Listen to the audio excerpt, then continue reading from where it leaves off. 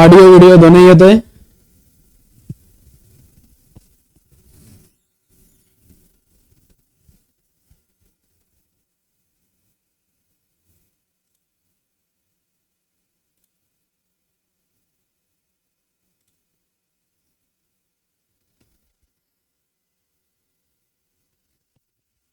Okay, तर बघा लक्ष द्या, पुढच्या पार्ट वरती आपण वर्क करतोय.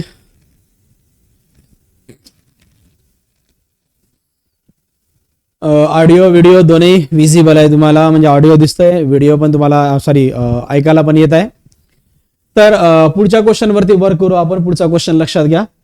पुढचा क्वेश्चन त्यांनी दिलेला आहे, हा आहे 2025 ला. काय म्हणताय बघा, an induce current of 2 ampere that is electric current I is equal to दिला आहे 2 ampere flow through a coil. The resistance of the coil is, कॉइलचं रेजिस्टन्स दिलेला आहे तुम्हाला. हॅलो,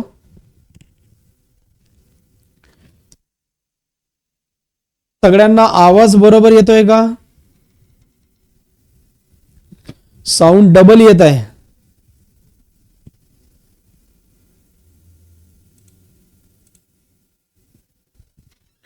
आता येतोय का क्लिअर?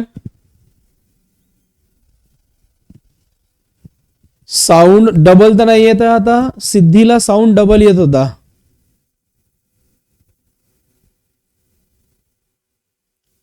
सिद्धी, आवाज येतोय तुम्हाला?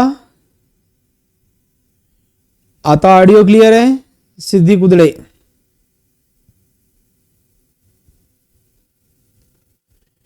कुणाला काही आवाज असा डबल वगैरे येतोय का? बरं, बाकीच्यांना आवाज डबल येतोय का सिद्धी सोडून? सिद्धी सोडून अजून कुणाला आवाज डबल येतोय का?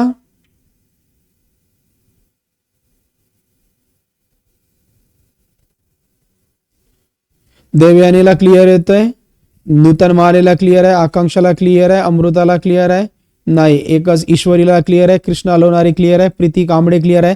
मग सिद्धी, तुम्ही एकदा फोन तुमचा म्हणजे त्या ॲपमधून बाहेर पडा आणि परत काय आहे ना की एंट्री करा लाईव्ह लेक्चरला, तर कुठं तुम्हाला क्लिअर येईल.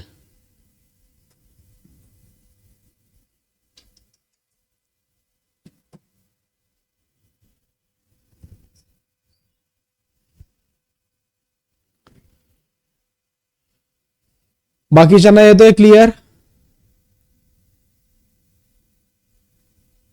बाकीच्यांना क्लिअर येतोय?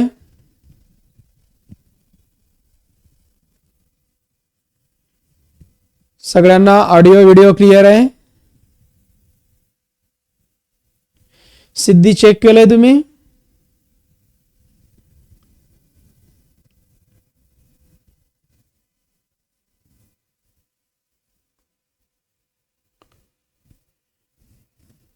काही अडचणी?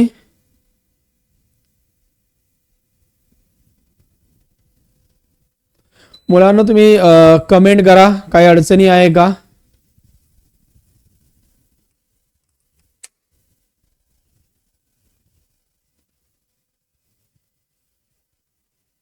मुलांना तुम्हाला आवाज येतोय?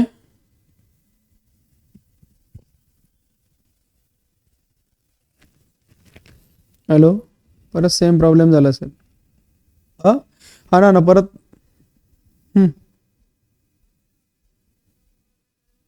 हां, बरं बरं, ते घेऊ का?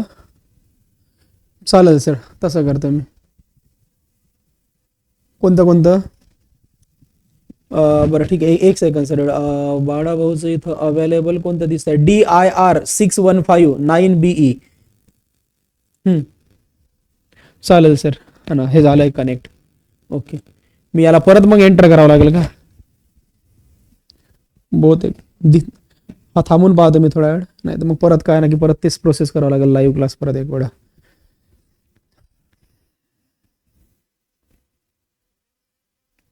एंड करू ना? ठीक आहे, एंड करतोय मी. तिकडून परत चालू करावं लागेल मग. हो हो, ठीक आहे ठीक आहे, मी केलंय. नाही, इथून एंड पण होत नाही, हँग झालाय. मी इथून बंद करतो, शटडाऊन करून परत रिस्टार्ट करतो. थांबू का?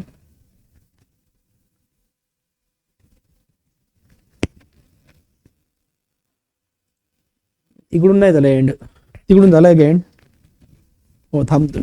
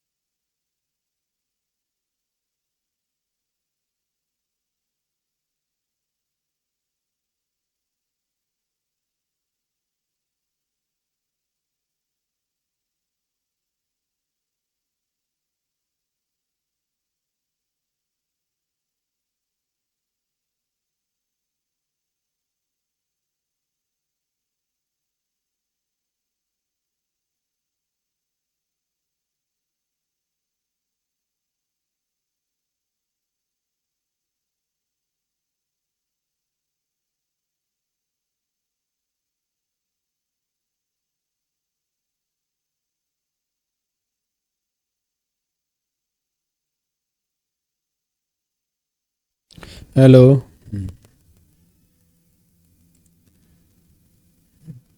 स्टार्ट करतो.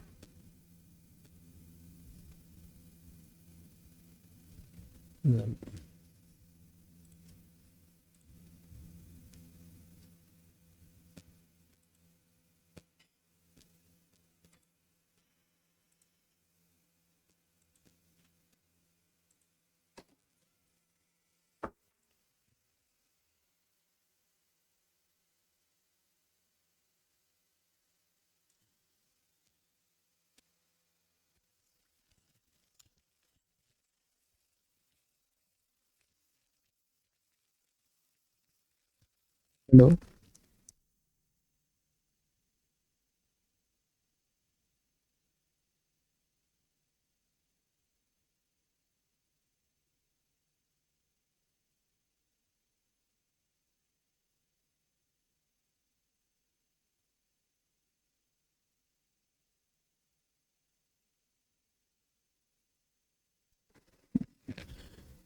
आवाज येतोय मुलांना? मुलांना आवाज येतोय? ऑडिओ व्हिडिओ दोन्ही क्लिअर आहे का?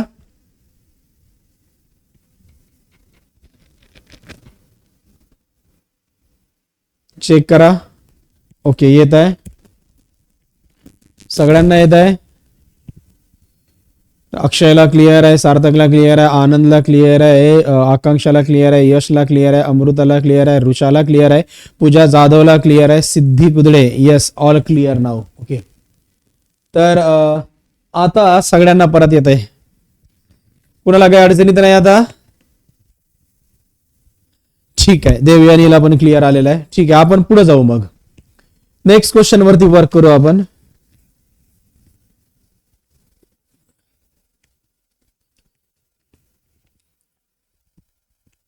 बघा, लक्ष द्या, आज थोडा नेटचा इश्यू येत आहे, त्यामुळे काय आहे ना की थोडंसं आपल्या लेक्चरमध्ये थोडंसं डिस्टर्बन्स आलेला आहे.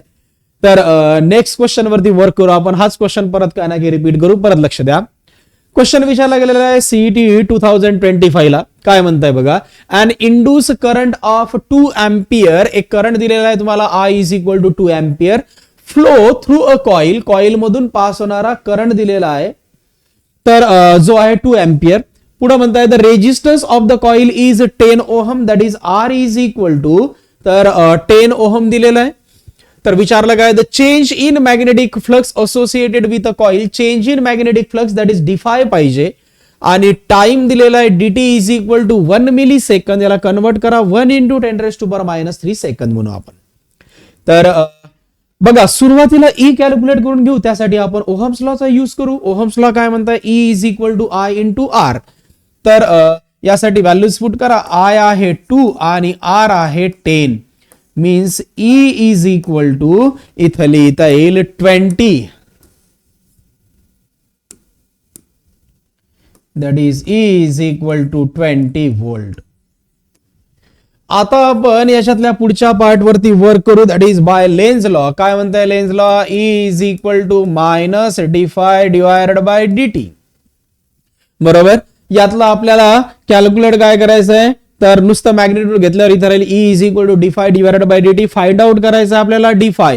सो याला क्रॉस मल्टिप्लाय करा, म्हणजे असं लिहिता येईल E into dt is equal to dφ, that is dφ is equal to E into dt.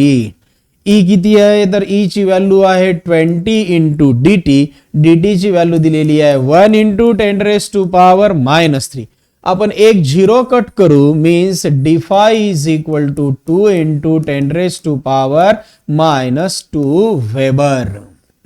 म्हणजे यासाठी करेक्ट ऑप्शन असायला पाहिजे 2 इंटू 10⁻² वेबर. ऑप्शन कोणता असेल, बी म्हणू आपण. वेदांग सदावर्तेचा ऑप्शन बी आलेला आहे, देवयानी सुतावणेचा ऑप्शन बी आलेला आहे, दे सुमित मोरेचा ऑप्शन बी आलेला आहे, सार्थकचा ऑप्शन बी आलेला आहे. Very good. अजून मुलांना समजला तुम्हाला क्वेश्चन? बाकीच्यांचे अक्षय गाडेकरचा ऑप्शन बी आलेला आहे. अजून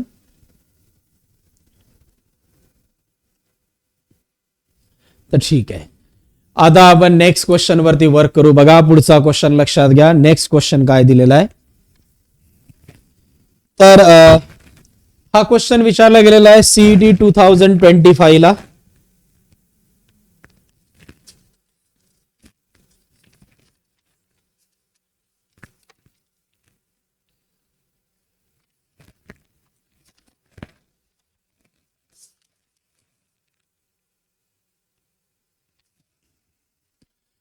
तर क्वेश्चन काय म्हणताय बघा, a conducting ring of a certain resistance, हा विचारला गेलेला आहे क्वेश्चन 2025 ला.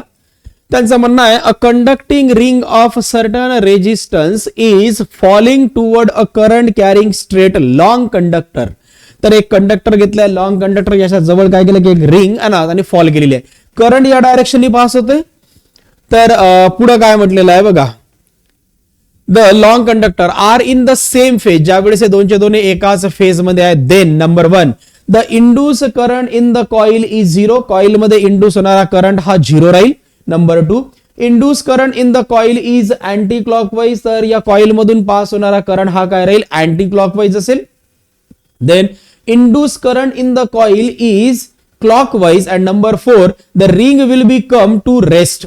बघा सर्वात पहिलं म्हणजे यामधून पास होणारा करंट हा 0 राहू शकत नाहीये, म्हणजे पहिला ऑप्शन कट झालं. शेवटचं ring will come to rest, ring ही रेस्ट मध्ये येणार नाही कारण ती मूव्ह होत आहे आणि डेफिनेटली यामधून मोशन राहील. मग दोन पैकी आहे, एक तर induce current in the coil is anti clockwise आणि दुसरं तर induce current in the coil is clockwise. आता यानुसार जरी विचार जरी करा तर कॉइल या प्रकारे फॉलो होत आहे, करंट इकडे पास होत आहे, म्हणजे जनरली तर EMF जे आहे तर ते या डायरेक्शननी दॅट इज अँटी क्लॉकवाईज नी प्रोड्यूस होईल. आपल्याला त्यांनी काय म्हटलेलं आहे की इथं जे काही करंट आहे हा करंट कसा राहील, तर करंट याच्या एक्झॅक्टली या करंटच्या अपोजिट डायरेक्शननं, कारण तुम्हाला माहित आहे इंड्यूस करंट आणि मॅग्नेटिक फ्लक्स दोन्ही एकमेकाला काय राहील, अपोजिट डायरेक्शननं. मग करंट इकडे पास होत आहे, म्हणजे ही जी डायरेक्शन झाली ही कोणती आहे, अँटी क्लॉकवाईज. मग डेफिनेटली या कॉइल मध्ये प्रोड्यूस होणारा जो करंट आहे तर ते याच्या उलटा म्हणजेच काय असायला पाहिजे, तर क्लॉकवाईज डायरेक्शन मूव्ह होईल. आणि क्लॉकवाईज जरी म्हणाल तर यासाठी करेक्ट ऑप्शन असायला पाहिजे, दॅट इज ऑप्शन सी म्हणू आपण. बघा लक्ष द्या बाळांनो, तुम्हाला माहित आहे आपला फॉर्म्युला आहे E इज इक्वल टू काय होते, minus dφ divided by dt. म्हणजे इंड्यूस करंट आणि जे काही फ्लक्स आहे दोन्ही एकमेकाला अपोजिट डायरेक्शन राहील. ज्यावेळेस हा कणाव या प्रकारे फॉल होतोय म्हणजे याच्या डेव्हलप होणारा जो काही करंट या डायरेक्शनने घेऊन जाईल, याच्या एक्झॅक्टली अपोजिट डायरेक्शनने इथं EMF इंड्यूस होईल, म्हणजे करंट प्रोड्यूस होईल याच्यामध्ये असणार, आणि तो याला एक्झॅक्टली अपोजिट म्हणजे अँटी क्लॉकवाईज डायरेक्शनच काय होईल, जनरेट होईल. कळताय? आहे असाच जरी म्हटलं तर हा अँटी क्लॉकवाईज राहील आणि याच्या ऑपोजिट डायरेक्शन जरी म्हटलं म्हणजे काय राहील तो क्लॉकवाईज. म्हणजे यासाठी करेक्ट ऑप्शन कोणतं असेल दॅट इज ऑप्शन सी म्हणू आपण. कळताय? तर नेक्स्ट क्वेश्चन बघा. क्वेश्चन काय विचारलेला आहे, क्वेश्चन पहिले समजून घ्या. क्वेश्चन काय म्हणताय बघा.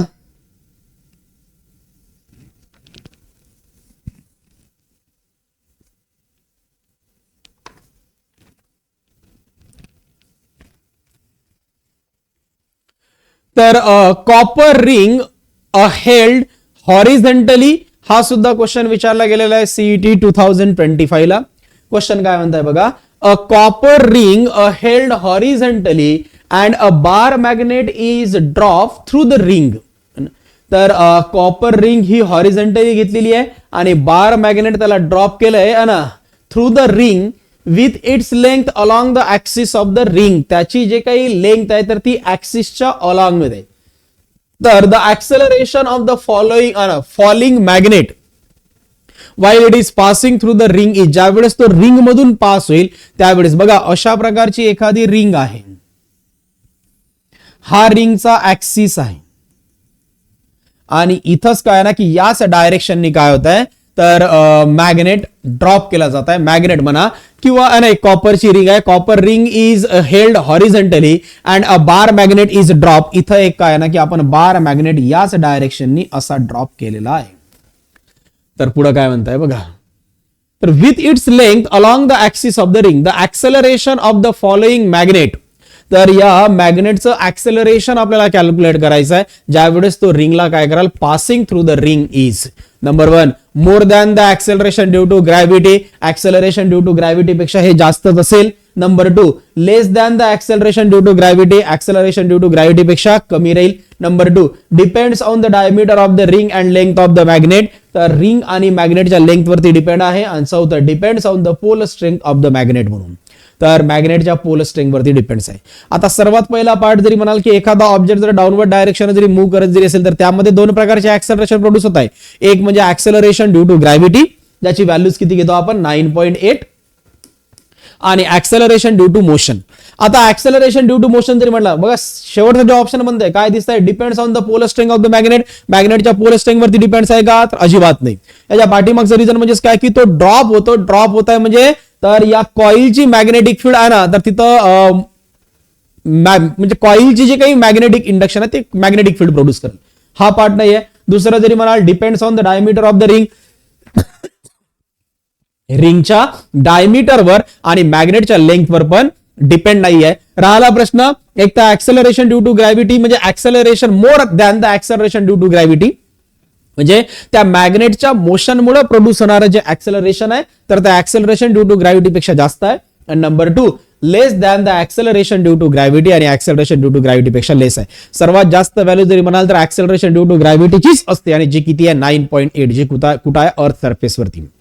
मग नॅचरलची गोष्ट आहे की मोशन किती जरी असेल तर याच्यापेक्षा कमीच राहील म्हणजे यासाठी करेक्ट ऑप्शन असेल तर acceleration due to motion is less than the acceleration due to काय म्हणता येईल ग्रॅव्हिटी म्हणून आपण. तर यासाठी करेक्ट ऑप्शन कोणतं राहील बी.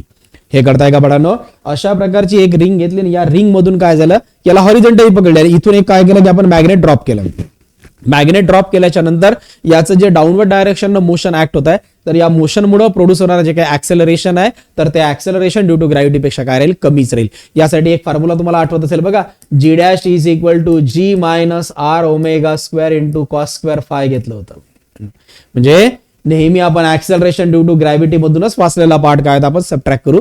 तर यासाठी जर तुम्ही जरी म्हणाल तर या इक्वेशन वरून असं दिसून येईल की ऍक्सेलरेशन ड्यू टू ग्रॅव्हिटीची व्हॅल्यू सर्वात जास्त आहे आणि मोशनची व्हॅल्यू त्यापेक्षा कमी राहील नाही का. मग यासाठी करेक्ट ऑप्शन असायला पाहिजे that is B less than acceleration due to gravity म्हणू आपण. इतकं लक्षात येत आहे. इतकं लक्षात आलं. यासाठी करेक्ट ऑप्शन कोणतं असेल बी म्हणता येईल. काही अडचणी बाळांनो कमेंट करा. कळताय हा क्वेश्चन समजला.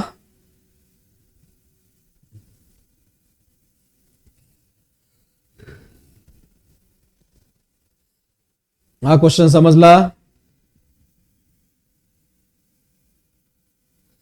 ओके, सार्थक यस, अमृता वडाळकर क्लिअर. अजून देवयानी नो डाऊट. अजून मुलांनो, सुमित मोरे नो डाऊट. भावेश आडाव समजलंय. तर ठीक आहे, नेक्स्ट क्वेश्चन वरती वर्क करू. बघा पुढचा क्वेश्चन काय दिलेला आहे.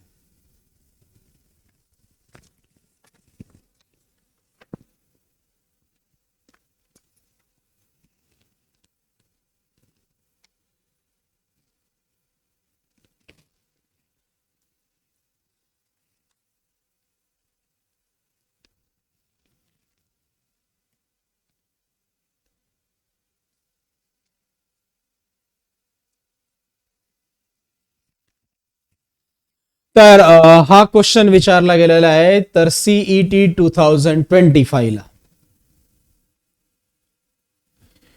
तर बघा क्वेश्चन काय म्हणताय. तर त्यांनी म्हटलं आहे two identical coaxial circular loop carry current I. दोन कोएक्सियल ज्यांचे ऍक्सिस सेम आहे, तर असे दोन लूप्स घेतले ज्यामधून पास होणारा करंट किती घेतला आपण I. Each circulating in the clockwise direction. तर प्रत्येक जे आहे क्लॉकवाइज डायरेक्शन आहे. If the loops are approaching each other, ज्यावेळेस ते दोनही लूप एकामेकाला अप्रोच करल. नंबर 1 त्यांनी काय म्हटलं आहे की दोन आयडेंटिकल कोएक्सियल सर्क्युलर लूप्स आहे. दोन लूप्स आहे जे दोन्ही काय एकामेकाला तर कोएक्सियल आणि सर्क्युलर लूप्स आहेत. पुढं कॅरी करंट आय, दोघांमधून पास होणारा करंट आय आहे आणि each circulating in the clockwise direction. तर दोघांमधून पास होणारा करंट हा क्लॉकवाइज आहे. If the loops are approaching each other, ज्यावेळेस दोनही लूप एकामेकाला अप्रोच करतायत, then number 1 current in one loop increases while in the other loop decreases. एका मधला करंट इन्क्रीज होतो, दुसऱ्या मधला डिक्रीज होईल. Number 2 current in each loop increases. दोनही लूप मध्ये असणारा जो काही करंट आहे तर तो इन्क्रीज होईल. नंबर 3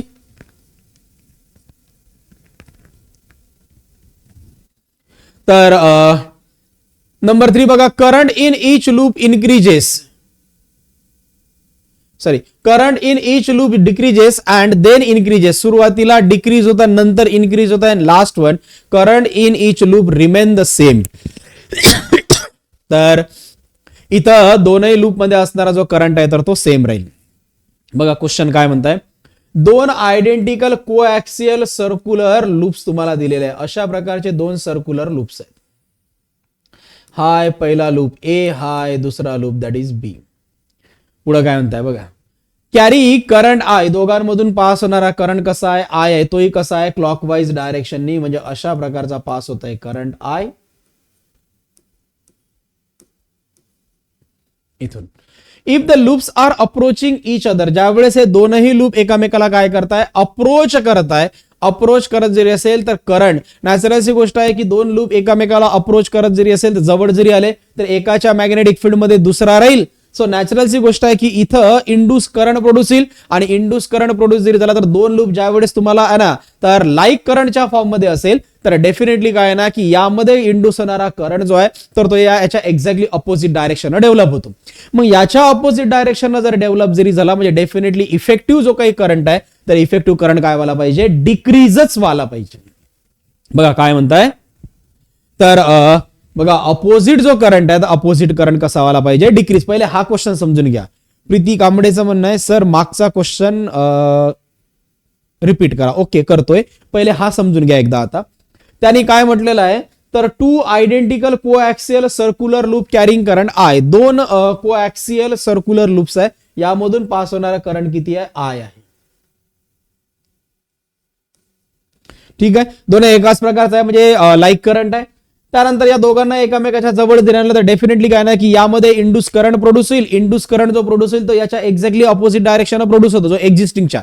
मग एक्झिस्टिंगच्या अपोजिट डायरेक्शन प्रोड्यूस जरी झाला म्हणजे डेफिनेटली तर तो जो काही करंट आहे तर हा करंट या इफेक्टिव्ह करंट मधून काय की रिड्यूस होईल. म्हणजे फायनल जो करंट राहील तर हा काय असेल तर डिक्रीजच होईल. मग डिक्रीज जरी म्हटलं आपण तर दोन्ही लूप मध्ये असणारा करंट डिक्रीजच व्हायला पाहिजे. आता पहिलं म्हणताय की current in one loop increase and while in other in decrease. नाही, दोघांमध्ये पण डिक्रीजच होतं. हे इनकरेक्ट आहे. Current in each loop increases नाही. Then current in each loop decrease, इथपर्यंत बरोबर होतं, पण त्यांनी परत काय म्हटलंय, देन इन्क्रीज नाही, हे इनकरेक्ट आहे. आणि current in each loop remain the same नाही, हे इनकरेक्ट आहे. म्हणजे चारही ऑप्शन नाही, तो ऑप्शन मॅच करण्यासाठी इथं हा इकडचा अँडचा पार्ट कटवाला पाहिजे होता. म्हणजे इथपर्यंत बरोबर आहे. कोणता, current in each loop decreases, इतकं लक्षात येत आहे.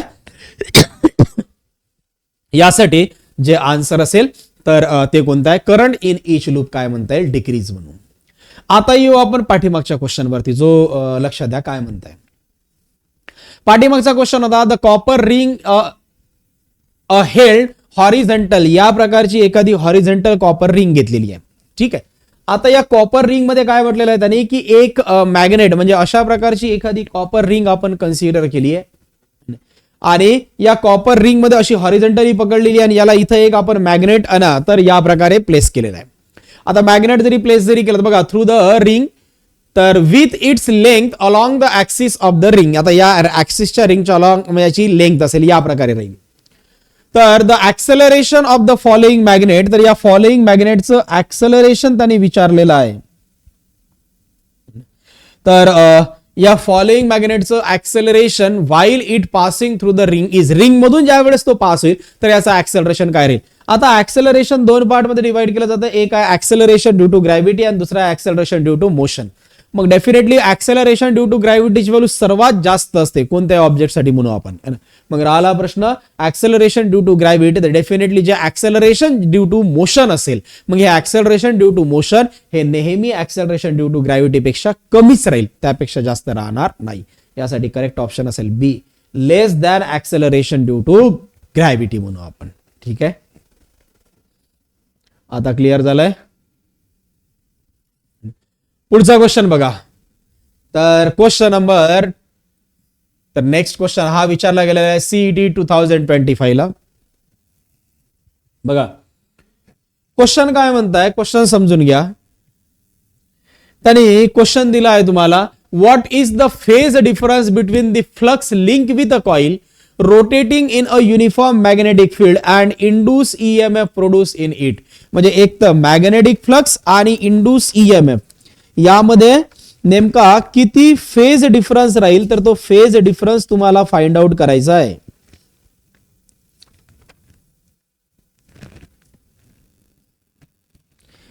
तर बघा फेज डिफरन्स जर तुम्हाला जरी पाहिजे असेल, कुणामध्ये असणारा, एक तर काय आहे फ्लक्स आणि दुसरं कोणतं आहे तर इंड्यूस मॅग्नेटिक फील्ड, म्हणजे मॅग्नेटिक येणार नाही, इंड्यूस ईएमएफ म्हणता येईल. बघा एक आहे इंड्यूस ईएमएफ आणि दुसरा आहे मॅग्नेटिक फ्लक्स, या दोघांमध्ये फेज डिफरन्स किती राहील यासाठी फॉर्म्युला घेऊ. ई इज इक्वल टू काय होते, मायनस डिफाय डिवायडेड बाय डीटी. ठीक आहे, यानुसार जरी म्हणाल तर फ्लक्स आणि जो काही ईएमएफ आहे हे दोघांमध्ये असणारा जो फेज डिफरन्स आहे, हा फेज डिफरन्स π/2 रेडियन किंवा 90 डिग्री असेल. तर या दोघांमध्ये असणारा जो फेज डिफरन्स आहे, कुणामध्ये असणारा तर फ्लक्स आणि जे काही ईएमएफ म्हणू, या दोघांमध्ये असणारा फेज डिफरन्स हा किती राहील, π/2 रेडियन. यासाठी ऑप्शन असेल दॅट इज डी म्हणता येईल. ठीक आहे, नेक्स्ट क्वेश्चन बघा. पुढचा क्वेश्चन काय दिला, हा तुम्हालाही सॉल्व्ह करता येईल बडानो. हा विचारला गेलेला आहे 2025 ला. नीट लक्ष द्या क्वेश्चन काय दिलेला आहे.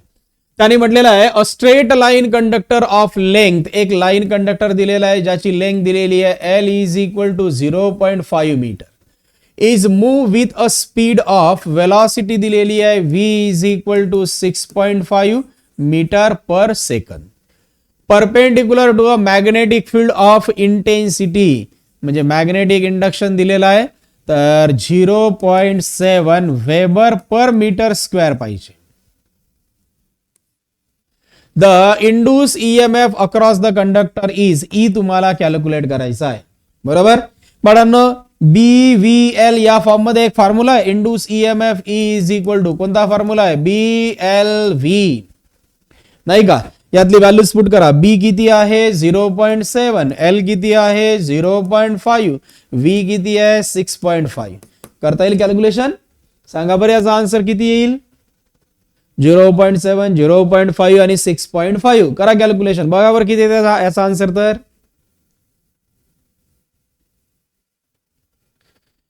आता या दोघांचं जरी म्हणाल तर 7 5 चा किती होईल 35 म्हणजे 2 डिजिट नंतर डेसिमल पॉईंट म्हणजे 0.35 इंटू 6.5. बघा अक्षय गाडेकर म्हणताय ऑप्शन डी, देवयानी म्हणताय बी, भावेश आडाव म्हणतोय बी. चेक करा बाळांनो किती येत आहे. आता या दोघांचं मल्टिप्लिकेशन करायचं आहे तुम्हाला 0.35 इंटू 6.5. 5 5 चा 25, 2 कॅरी झाला, 5 3 चा 15 प्लस 2 दॅट इज 17, 6 5 चा 30, 3 कॅरी झाला, 18 plus 3 that is 21, 5 7 2 2. Total 3 digit नंतर डेसिमल पॉइंट म्हणजे यासाठी ऑप्शन असेल, आन्सर असेल E is equal to 2.275 volt.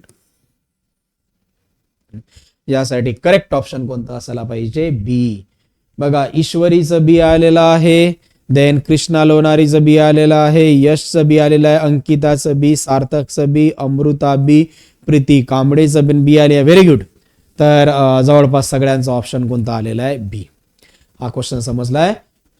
Swaranjali तर पठारे यांचं पण ऑप्शन बी आलेला आहे.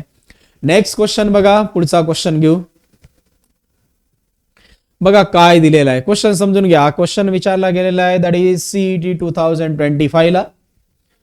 क्वेश्चन काय म्हणताय बघा, a conducting loop of radius, एक लूप दिलेली आहे, या लूपची रेडियस दिलेली आहे R is equal to 10 divided by root pi on is. तर एक लूप दिलेली आहे आणि या लूपची रेडियस तुम्हाला दिलेली आहे. लूपची रेडियस किती आहे 10 डिवायडेड बाय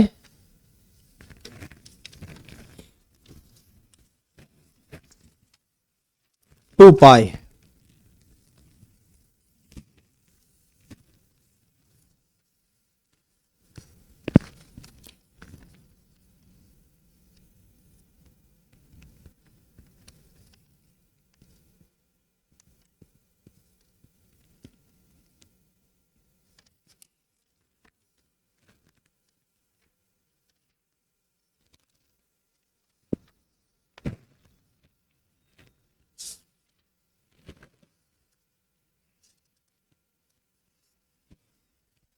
क्वेश्चन समजून घ्या. हा क्वेश्चन काय दिलेला आहे, क्वेश्चन विचारला गेलेला आहे सीईटी 2025 ला. काय म्हणताय बघा, a conducting loop of radius, एक कंडक्टिंग लूप दिलेली आहे, याची रेडियस दिलेली आहे R is equal to 10 divided by root pi. पुढे काय म्हणताय बघा, तर 10 divided by root pi centimetre. तर हे जे दिसत आहे तुम्हाला हे ऑन नाही, हे आहे दॅट इज सेंटीमीटर. म्हणजे 10 divided by root pi centimetre that is R is equal to 10 divided by root pi. सेंटीमीटरला कन्वर्ट करा 10 रेज टू पॉवर -2 मीटर. म्हणजे याला असं लिहिता येईल R is equal to 1 divided by root pi into 10 raise to power -1 metre. पुढे काय म्हणताय बघा, is placed perpendicular to a uniform magnetic field of magnetic induction B is equal to 1 Tesla. The magnetic field is decreased to 0. म्हणजे magnetic field 0 झालेली आहे. तर बघा magnetic field decrease to 0, finally magnetic field 0 होत आहे. म्हणजे initially magnetic induction B is equal to म्हणजे 1 tesla आहे, final magnetic induction B2 is equal to 0 tesla दिलेला आहे. पुढे काय म्हणताय बघा, तर 1 टेस्ला आणि त्यासाठी 0 टेस्ला आणि यासाठी लागणारा टाइम दिलाय t is equal to 0.5 second. At a constant steady rate the induce EMF in the circular loop is. Circular loop मध्ये असणारा इंड्यूस ईएमएफ तुम्हाला ई फाइंड आउट करायचा आहे. क्वेश्चन समजून घ्या परत एक वेळा. हा क्वेश्चन विचारला गेलाय सीईटी 2025 ला. काय म्हणताय बघा, a conducting loop of radius, एक लूप दिलेली आहे ज्याची रेडियस दिलेली आहे R is equal to 10 divided by root pi centimetre. याला कन्वर्ट केलं R is equal to 10 divided by root pi into 10 raise to power -2 metre. Is place perpendicular to a uniform magnetic field of 1 tesla. म्हणजे initially magnetic field B1 is equal to दिलाय 1 tesla. पुढे काय म्हणताय बघा, the magnetic field is decreases to 0. म्हणजे final magnetic field B2 is equal to 0 tesla in 0.5 second. त्यासाठी लागणारा time दिलाय t is equal to 0.5 second. तर at a constant steady rate then induce EMF in the circular loop is. या circular loop मध्ये किती induce EMF राहील ते calculate करायचंय. फॉर्म्युला घेऊ. ई इज इक्वल टू लिहिता येईल डी5 डिवायडेड बाय dt. तर इथं लक्षात द्या, या फायला आपण रिप्लेस करू. फायला रिप्लेस करत असताना फॉर्म्युला घ्याल B is equal to phi divided by A. आता फाय डिवायडेड बाय ए जरी म्हणाल तर क्रॉस मल्टिप्लाय केल्यावर फाय इज इक्वल टू राहील बी इंटू ए. राहिला प्रश्न एरिया. एरिया कुणाचा? सर्क्युलर लूपचा. आणि एरिया ऑफ सर्कलचा फॉर्म्युला किती आहे? पाय आर चा square. Means phi is equal to B into pi r चा स्क्वेअर. ही व्हॅल्यू इथं पुट करू. Means E is equal to D divided by D T of फायच्या ऐवजी किती असेल? बी पाय आर चा स्क्वेअर. यातलं पाय आर स्क्वेअर इनिशियली घ्या. Means E is equal to इथं लिहिता येईल pi r square into D B divided by D T. D B चा अर्थ काय होते? तर rate of change of magnetic induction. मग rate of change of magnetic induction म्हणजे किती राहील? That is B2 minus B1 divided by time T. फरक एवढाच आहे की याला मॉड मध्ये सिलेक्ट करू. आता व्हॅल्यूज पुट करा. तर ई इज इक्वल टू पाय तसाच ठेवला. राहिला प्रश्न आर. आर ची व्हॅल्यूज किती आहे? 1 डिवायडेड बाय रूट पाय त्याचा ना इंटू 10 रेस टू पॉवर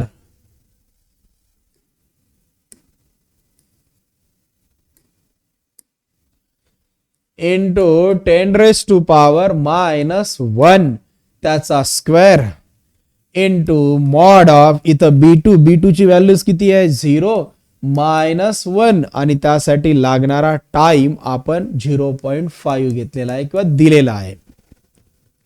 यासाठी लागणारा टाइम 0.5. सिम्प्लिफाय करा म्हणजे ई इज इक्वल टू पाय तसाच 1 चा स्क्वेअर 1 आणि रूट पाय चा square pi into 10 raise to power minus 2 into 0 minus 1 किती होईल? Minus 1 divided by 0.5. Pi pi cancel म्हणजे E is equal to 10 raise to power minus 2 into minus 1 चा 1 डिवायडेड बाय 0.5. एक डिजिट इकडे शिफ्ट केला इथं एक 0 राहील म्हणजे E is equal to 10 raise to power minus 2 into 10/5. 10/5 किती? 2 into 10 raise to power minus 2 volt. म्हणजे इंड्यूस ईएमएफ असायला पाहिजे 2 into 10 raise to power minus 2 volt. किंवा याला मिली वोल्टच्या फॉर्म मध्ये कन्वर्ट करा म्हणजे 20 into 10 raise to power minus 3 volt म्हणजे E is equal to 20 milli volt म्हणता येईल. मग यासाठी करेक्ट ऑप्शन असायला पाहिजे that is option D 20 milli volt म्हणू आपण. तर बघा देवयानी सुतावणेचा ऑप्शन बी, वेदांगचा ऑप्शन डी, देवयानीचं डी. तर अक्षयचं ए आलेलं आहे, सिद्धी डी, अक्षय गाडेकरनं चेंज केलाय डी, सार्थकचं डी, यशचं डी, ईश्वरी डी, यशचं परत डी आलेला आहे, सुमित मोरेचं ऑप्शन डी आलेला आहे. Very good. तर नूतन महालेचं ऑप्शन आलेला आहे डी. म्हणजे जवळपास तुम्हाला सगळ्यांना काय झालंय हा क्वेश्चन समजलेला आहे. पुढचा क्वेश्चन बघा मुलांनो. मग नेक्स्ट क्वेश्चन वरती वर्क करू आपण. बघा काय दिलेलं आहे. क्वेश्चन काय म्हणताय बघा, समजून घ्या.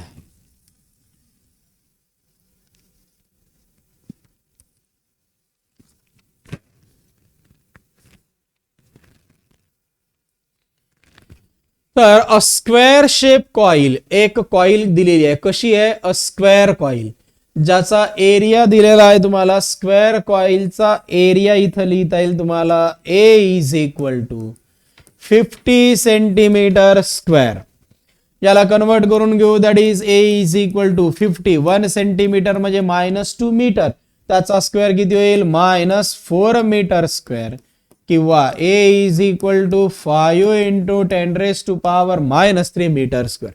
पुढे having the 500 turns that is number of turns N is equal to दिला आहे 500. Rotate in a magnetic field ज्याचं इंडक्शन दिलेलं आहे B is equal to 0.1 tesla about an axis which is parallel to one of the side of the coil and perpendicular to the direction of the field. If the coil complete 600 rpm म्हणजे frequency दिलेली आहे n is equal to 600 rpm म्हणजे रिव्हॉल्यूशन per minute. तर याला convert करा म्हणजे frequency is equal to 600 revolution divided by 1 minute म्हणजे काय असेल 60 सेकंद. 0 0 कॅन्सल झालं म्हणजे इथं 6 न डिवाइड जरी केलं तर n इज इक्वल टू किती राहील तर 10 रिव्हॉल्युशन पर सेकंद म्हणजे 10 हर्ट्स. पुढे काय म्हणताय बघा, तर 500 टन्स झाल्या, इथं पण झालंय आणि 600 RPM पर्यंत आलं बघा. The instantaneous EMF when the plane of the coil is incline at 60 degree, म्हणजे अँगल दिलाय theta is equal to 60 degree न इन्क्लाइन केलेला आहे with the field will be. तर याने इथं प्रोव्हाइड केलेला आहे. राहिला प्रश्न साइन 30. साइन 30 ची व्हॅल्यू दिलेली आहे 0.5. बघा क्वेश्चन लक्षात घ्या आणि काय दिलेला आहे. तर क्वेश्चन काय म्हणताय बघा, तर एक कॉईल आहे, या कॉईलची व्हॅल्यूज तुम्हाला म्हणजे सॉरी एक स्क्वेअर कॉईल दिलेली आहे ज्याचा एरिया दिलाय A is equal to 50 centimetre square. याला कन्वर्ट केला 50 इंटू 10⁻⁴ मीटर स्क्वेअर. राहिला प्रश्न A इज इक्वल टू, तर इथं लिहिता येईल मग 5 इंटू 10⁻⁻3, एक 0 कट केला. त्यानंतर याला नंबर ऑफ टर्न्स दिलेला आहे, कॅपिटल N किती आहे 500 आणि मॅग्नेटिक इंडक्शन दिलाय B is equal to 0.1 tesla. तर याची फ्रिक्वेन्सी दिलेली आहे N is equal to 600 revolution per second, म्हणजे N is equal to 600 1 revolution divided by 60 minute, sorry 1 minute म्हणजे 60 सेकंद. कॅन्सल आउट जरी केला तर 6 ने डिवाइड केल्यावर N इज इक्वल टू राहील 10 रिव्हॉल्युशन पर सेकंद, त्यालाच काय म्हणता येईल हर्ट्स. आणि याच्या कॉइलनी आहे ना इन्क्लाइन प्लेन बरोबर केलेला अँगल किती आहे 60 डिग्री विथ द फील्ड आहे. देन आपल्याला कॅल्क्युलेट करायचं आहे. तर induce EMF in the coil is, तर कॉइल मध्ये इंड्यूस होणार EMF पाहिजे. आता induce EMF is equal to एक फॉर्म्युला आठवतो E0 sine omega T. Omega T म्हणजेच काय घेता येईल आपल्याला थिटा म्हणू आपण. आता हा अँगल थिटा न घेता बघा त्यांनी क्रिएट केलेला फील्ड बरोबर क्रिएट केलेला अँगल थिटा आहे, म्हणजे इथं जो राहील तर तो कोणता असेल 90 मायनस थिटा. व्हॅल्यूज पुट करा. E is equal to E0 ची व्हॅल्यूज किती आहे NAB ओमेगा इंटू साइन, इथं काय राहील तर 30 डिग्री. इतकं लक्षात येत आहे बघा. याला आपण रिप्लेस करू नुसता थिटा न घेता,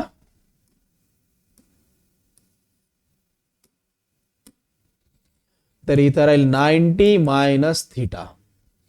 मग व्हॅल्यूज पुट करा. यातलं N आहे, कॅपिटल N ची व्हॅल्यूज किती आहे 500. एरिया किती दिलेला आहे 5 इंटू 10⁻⁻3. बी मॅग्नेटिक इंडक्शन आहे 0.1.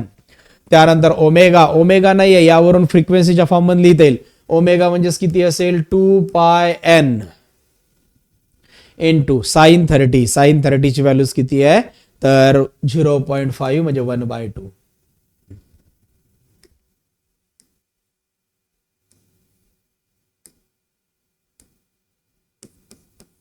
बघा हा 2 कॅन्सल होऊन जाईल, म्हणजे इथं राहील 5 5 चा 25, त्यावर 2 0 इंटू 10⁻⁴, इथं झालं -4.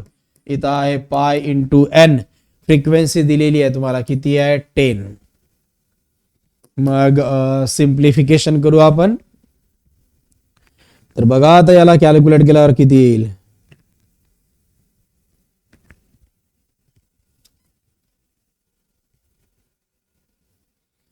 तर इथं बघा हा 1 0 इथं ऍड केला 2 5, त्यावर 3 0 झाले इंटू 10⁻⁻⁴ इंटू काय दिसताय पाय. 10⁻⁻4 आहे, 4 डिजिट शिफ्ट करा म्हणजे इथे येईल 2.5 इंटू पाय ची व्हॅल्यू 3.14. मग सिम्प्लिफिकेशन करू, मल्टिप्लाय करून घेऊ 3.14 ला 2.5 ने. 25 4 चा 100 0 10 कॅरी झाला. 25 plus 1 that is 35 3. Then 75 plus 3 that is 78. 3 digit नंतर decimal point that is 7.8 near about 7.85. तर ही होईल इंड्यूस EMF ची value that is E is equal to 7.850 volt पर्यंत. तर ही झाली इंड्यूस EMF ची व्हॅल्यू. बघा आपल्याला जे कॅल्क्युलेट करायचं होतं मग, तर त्यासाठी तर क्वेश्चन आता 4 ऑप्शन लक्षात घ्या. सर्वात पहिलं induce EMF in the coil is किती दिसतंय 4 वोल्ट नाहीये. दुसरं induce current in the coil is 4 ampere, तेही नाहीये. Induce EMF in the coil is 10 volt आणि induce current in the coil is 10 ampere. आता induce EMF is equal to किती आलं 7.850. तर राहिला प्रश्न मग इंड्यूस करंट कॅल्क्युलेट करून पाहू आपण.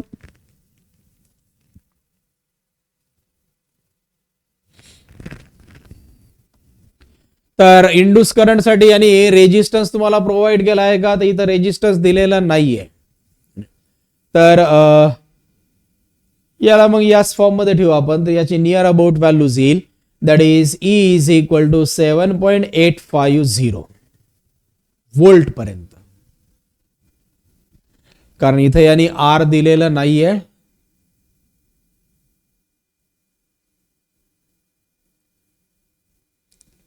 म्हणजे नियर अबाउट याला अप्रॉक्सिमेट व्हॅल्यू तुम्हाला सिलेक्ट करता येईल.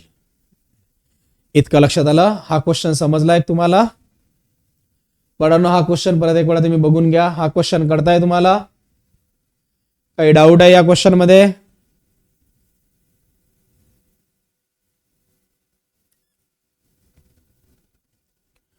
बघा क्वेश्चन समजलाय तुम्हाला?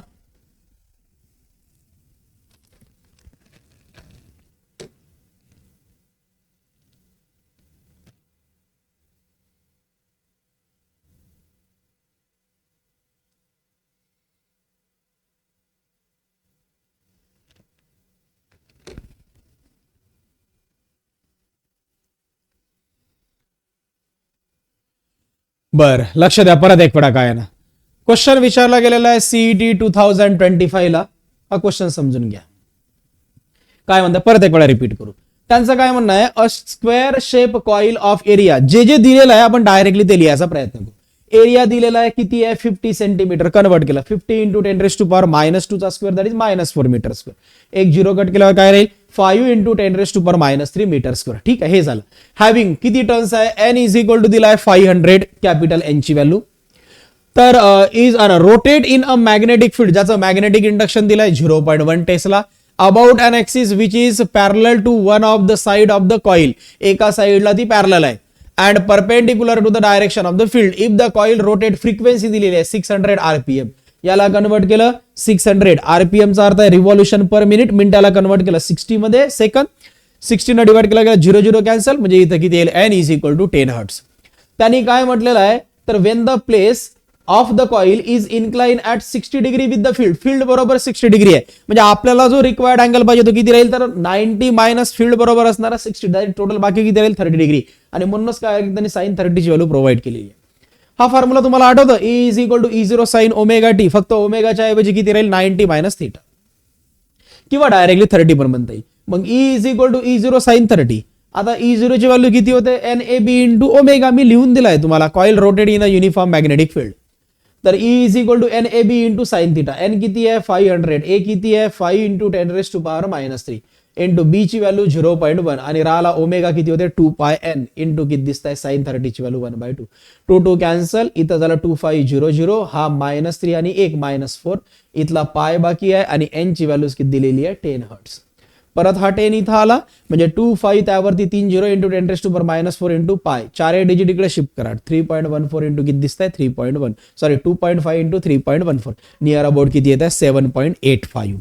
म्हणजे अप्रॉक्सिमेटली तुम्ही 10 वोल्ट पर्यंत कन्सिडर करू शकता. म्हणजे याचं ईएमएफ किती असेल 10 वोल्ट पर्यंत.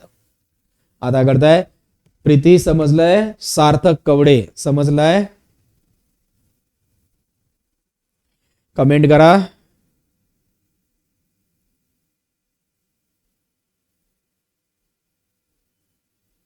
ओके, समजलाय सार्थक.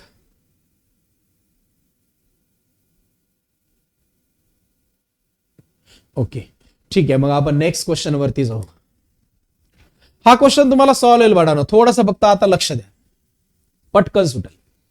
काय म्हणताय बघा, when a current in a coil. जे दिलं आहे ते फक्त लिहायचंय गिवन मध्ये. तर when a current in a coil is change from 5 ampere in one direction to 5 ampere in opposite direction. तर एका डायरेक्शनला करंट आहे 1 एम्पियरचा आणि दुसऱ्या डायरेक्शनला करंट आहे दॅट इज 5, तो पण आहे दॅट इज 5 एम्पियरचा. त्यासाठी दिलेला टाइम आहे दॅट इज 0.5 सेकंद.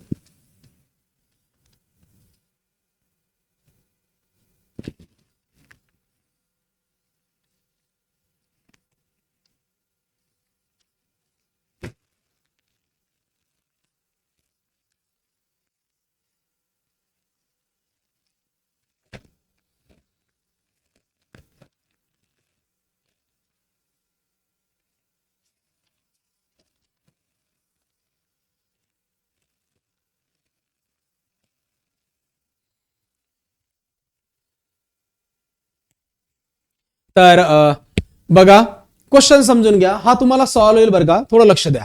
हा क्वेश्चन विचारला गेलेला आहे सीईटी 2025 ला. काय म्हणताय की Wien a current in a conducting coil is change from 5 ampere in one direction. म्हणजे एका डायरेक्शनला करंट दिला, इनिशियल करंट घेतला आपण I1 इज इक्वल टू किती आहे 5 एम्पियर, जो एका डायरेक्शन आहे. तर in one direction to 5 ampere in opposite direction, दुसऱ्या डायरेक्शनला जो करंट आहे म्हणजे I2 इज इक्वल टू काय लिहिता येईल, तर तो एक घेता येईल आपल्याला मायनस मध्ये, एक प्लस राहील तर दुसरा कोणता राहील मायनस मध्ये. यासाठी लागणारा टाइम दिला आहे t इज इक्वल टू किती आहे 0.5 second. And average induce EMF in a coil is, coil मध्ये असणारा ऍव्हरेज इंड्यूस ईएमएफ दिलाय 2 volt. The self inductance of the coil is L पाहिजे.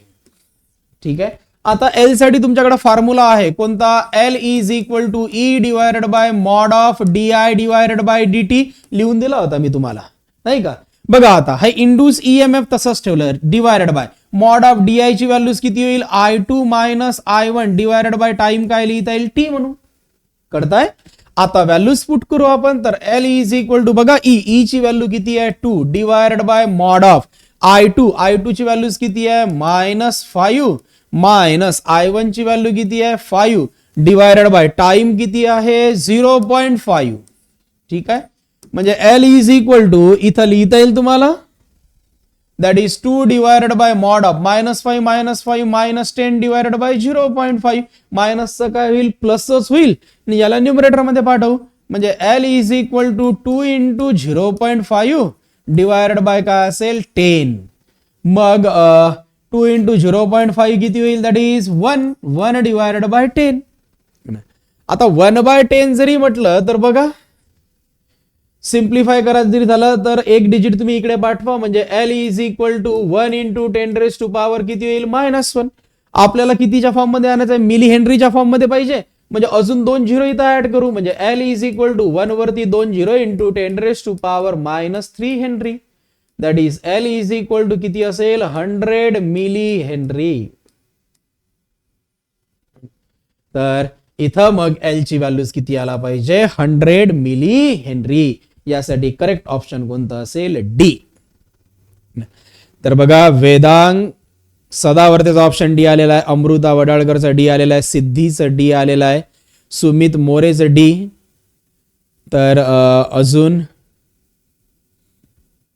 बाकीच्यांचं हे कळालंय तुम्हाला, हा क्वेश्चन समजलाय तुम्हाला,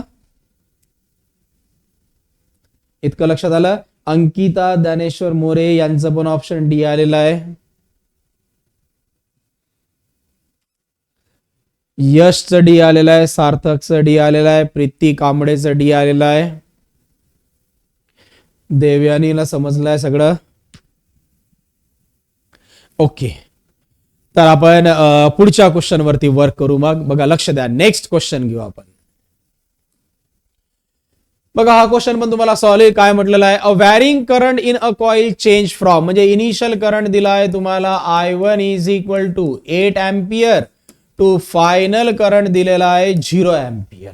ठीक आहे, तर इन 0.4 सेकंद, त्यासाठी लागणारा टाइम दिला आहे t is equal to 0.4 second. If the average EMF induce in a coil is, that is E पाहिजे, सॉरी ऍव्हरेज ईएमएफ दिलेला आहे, average EMF in the coil त्यांनी मेन्शन केलेला आहे किती आहे, तर 200 volt. Then the self inductance of the coil is L पाहिजे. आता जे आपण घेतलं त्यानुसार काय ना, बघा आता मुलांचे ऑप्शन यायला लागले डी. तर बघा आपण सेल्फ इंडक्टन्सचा फॉर्म्युला आहे L इज इक्वल टू काय होईल E divided by mod of DI divided by DT, म्हणजे E divided by mod of DI ची व्हॅल्यूज किती असेल I2 minus I1 divided by T. मग E आहे 200 divided by mod of I2 ची value आहे 0 minus 8 divided by T, that is 0.4. म्हणजे इथं असं लिहिता येईल, that is L is equal to, तर 200 डिवायडेड बाय, तर इथं मॉड जरी घेतलं तर मायनसचं काय होऊन जाईल प्लस, म्हणजे इथं राहील 8 डिवायडेड बाय 0.4.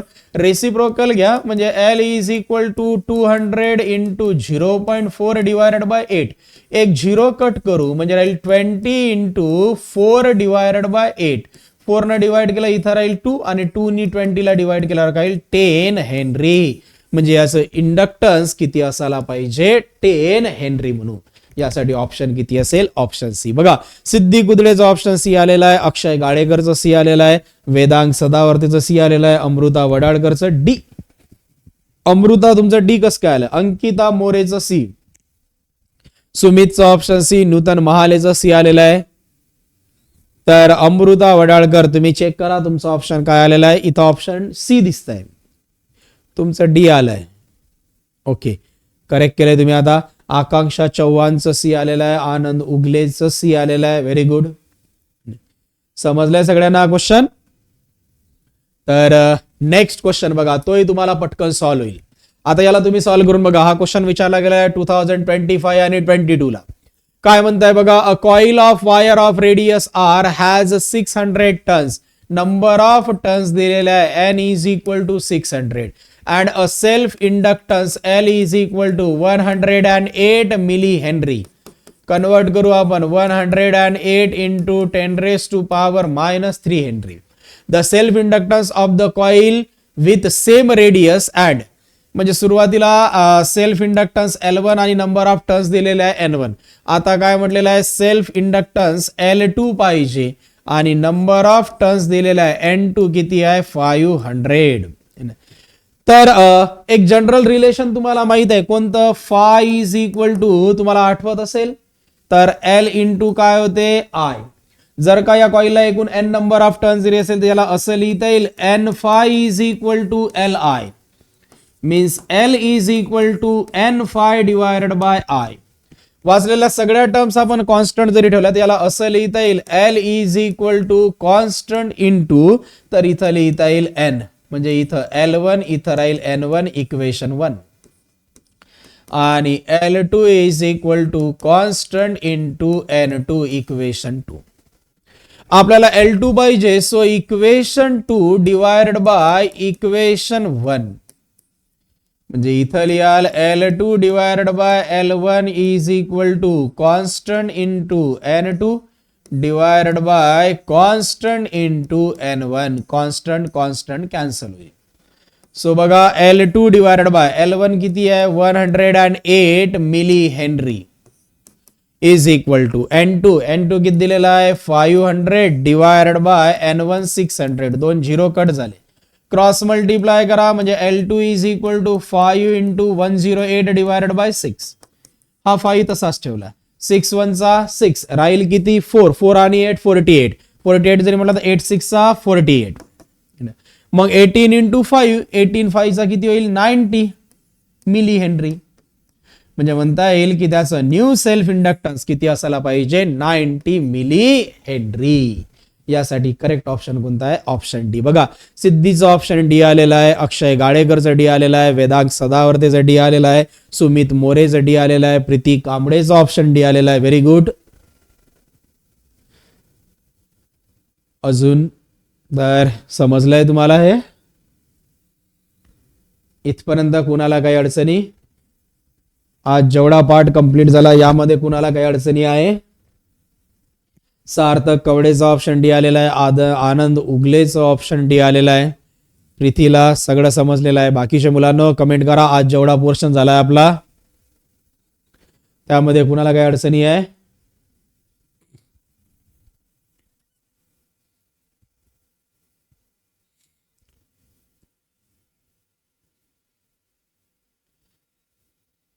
तर सार्थक समन्वय आहे नो डाऊट. अजून वेदांग समजलेला आहे, भावेश समजलेला आहे, सिद्धीला क्लिअर झाले, वेदांगला क्लिअर झाले, कृष्णा लोणारीला काही अडचण नाही, अमृता वडाळकरला काही अडचण नाही.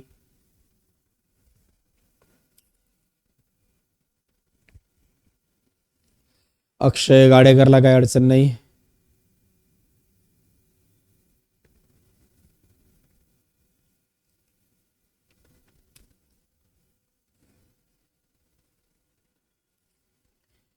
तर ठीक आहे, मग आज आपण इथं थांबून घेऊ. Newton Mahale all clear. तर काही जे क्वेश्चन्स याच्यातले बाकी राहिलेले आहे हे आपण नेक्स्ट लेक्चरला डिस्कस करता येईल. पुढच्या लेक्चरला हे चॅप्टर संपून जाईल तुमचं. ठीक आहे, मग आज थांबून घेऊ आपण इथं. थँक्यू.